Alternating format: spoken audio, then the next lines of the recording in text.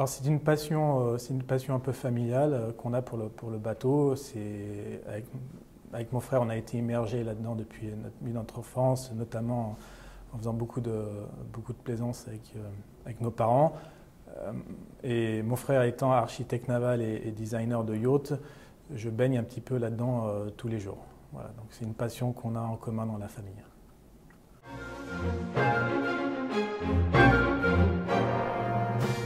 J'ai découvert la marque Turbocraft un petit peu par hasard en regardant un film de James Bond, Opération Tonnerre, avec Sean Connery, un grand classique du cinéma.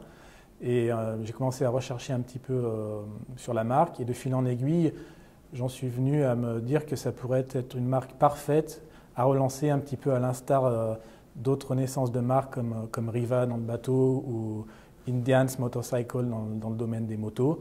Je pense que c'est un concept très fort, pour autant qu'on ait la bonne marque. Et je pense que justement cette marque, avec le storytelling qu'elle a et le superbe héritage, l'histoire qu'elle a, c'est un candidat idéal. Et un petit peu pour reprendre les mots de Bernard Arnault, une marque sans histoire ne peut pas être une marque de luxe. Donc je pense que là, on a une vraie marque susceptible de susciter l'intérêt des clients.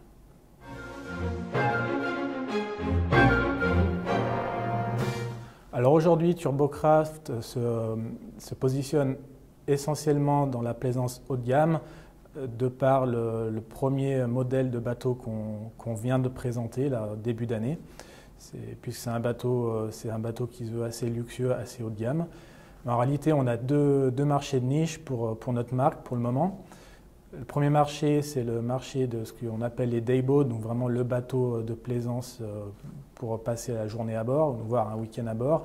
Et le deuxième marché de niche, c'est le marché des annexes pour les très grands yachts, puisque le design est conçu spécifiquement aussi pour être également une annexe de super yacht de par sa légèreté, de par le tirant d'eau, de par le type de propulsion qu'on utilise et de par sa hauteur aussi. Donc c'est un candidat idéal pour être un petit peu l'annexe ultime pour les grands yachts de ce monde.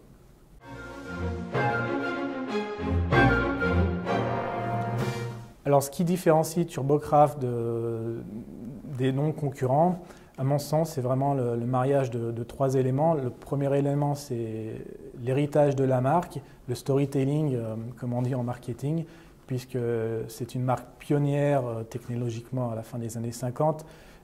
Turbocraft, c'est James Bond, c'est la famille Kennedy, c'est les services secrets. Donc c'est vraiment une marque qui inspire énormément de gens. Deuxième aspect, c'est bien sûr le design. Je pense qu'on a réussi à créer un design qui est plébiscité aujourd'hui par énormément de gens, et notamment des brokers importants aux États-Unis. Je pense qu'on a fait mouche et finalement, quand on achète un bateau, il y a ce côté émotionnel qui est un peu intangible. Je pense qu'avec notre design, on est quand même différent et on a quelque chose de très sexy. Le troisième élément, c'est l'élément un peu technologique. De par la propulsion, Turbocraft est la première marque à avoir introduit la propulsion par jet. On va réactiver ça, donc on aura les propriétés de la propulsion par jet, c'est-à-dire quelque chose qui est moins coûteux en maintenance, qui aussi permet d'aller dans des eaux moins profondes et qui est aussi très sécure, puisqu'il n'y a pas de peur de se faire mal avec une hélice. Et puis il y a aussi l'élément vraiment innovation, puisque notre idée, c'est aussi rapidement d'introduire une version hybride, voire une version 100% électrique, là pour le marché des annexes de yacht, puisque du 100% électrique pour cette utilisation, c'est parfait.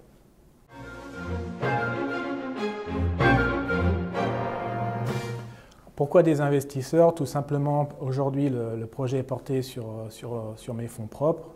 Et bien sûr, c'est un projet quand même d'envergure qui requiert justement d'avoir des investisseurs pour non seulement finaliser le développement technique, mais surtout pour construire les trois premières unités et les présenter pendant les deux salons incontournables dans ce domaine, c'est-à-dire le salon de Monaco et le salon de Miami.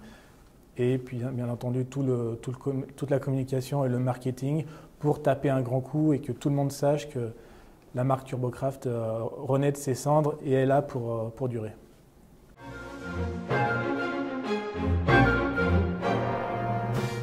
Mon dernier mot, alors ce serait Clapeau, John Clapeau, puisque a priori j'ai un nom qui est peut-être prédestiné, c'est un mot marin et en tout cas ce que je souhaite c'est développer et concrétiser le plus vite possible cette activité pour en faire mon activité professionnelle, une activité qui me passionne et au-delà de ça passionne tous les membres de l'équipe TurboCraft.